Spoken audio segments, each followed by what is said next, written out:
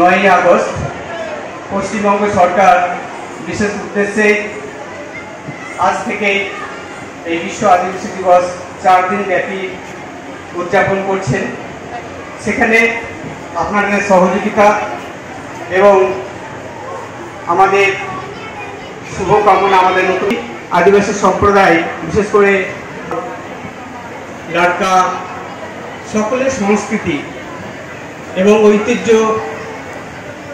সঠিকভাবে পশ্চিমবঙ্গ সরকার আপ্রাণ চেষ্টা করে যাচ্ছেন। তো তারই একটা অঙ্গ হিসেবে আজকে আমরা প্রথম উদ্বোধনী অনুষ্ঠান থেকে শুরু করে এবং আমাদের বীর সিধুকানু হাই স্কুলের ছাত্রছাত্রীরা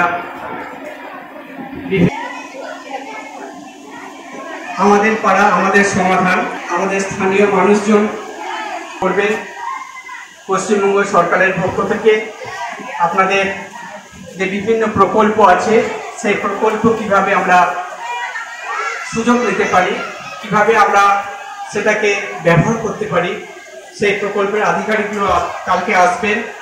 আপনারা সকলে 11টা থেকে 5টা পর্যন্ত এই আমাদের পাড়া আমাদের সমাধান চলবে। আমরা বিশ্ব আদিবাসী উদযাপন কমিটির পক্ষ থেকে আপনাদেরকে আমন্ত্রণ জানাচ্ছি, অবশ্যই আগামীকাল আসবেন। এরপরে আমাদের সাংস্কৃতিক অনুষ্ঠান শুরু হবে বৈকাল 5 থেকে 5 ঘটিকা থেকে আমাদের সাংস্কৃতিক অনুষ্ঠান শুরু হবে। এখানেও বিভিন্ন আদিবাসী সম্প্রদায়ের যে শিল্পীবৃন্দ আছেন তারা তাদের নৃত্য পরিবেশন করবেন এবং এই যে বিশ্ব আদিবাসী দিবসে যে তাৎপর্য এবং বিশ্ব আদিবাসী দিবস কেন, কি কারণে পশ্চিমবঙ্গ সরকার আমাদেরকে উৎসাহিত করছেন, এগুলোর ব্যাখ্যা আমরা পাবো আগামীকালে। তাই আমি সকলকে অনুরোধ করব, আপনারা অবশ্যই আমাদের পাড়া আমাদের সমাধান এবং 5টা থেকে যে সাংস্কৃতিক অনুষ্ঠান হবে অবশ্যই সেখানে আপনারা অংশগ্রহণ করবেন এবং আমাদেরকে সহযোগিতা করবেন।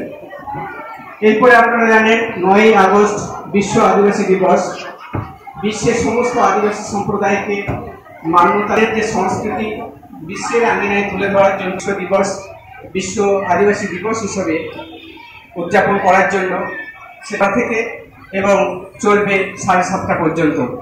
এখানেও আপনারা সকলে উপস্থিত হবেন এবং সেদিন আমাদের এসডিওর পক্ষ থেকে আপনাদের আমন্ত্রণ জানানো হয়েছে যে যারাই আসবেন তারাই আপনারা পাবেন এবং সকলেই আমরা আশা করছি 9 আগস্ট বিশ্ব আদিবাসী দিবসে আপনারা সকলেই আসবেন।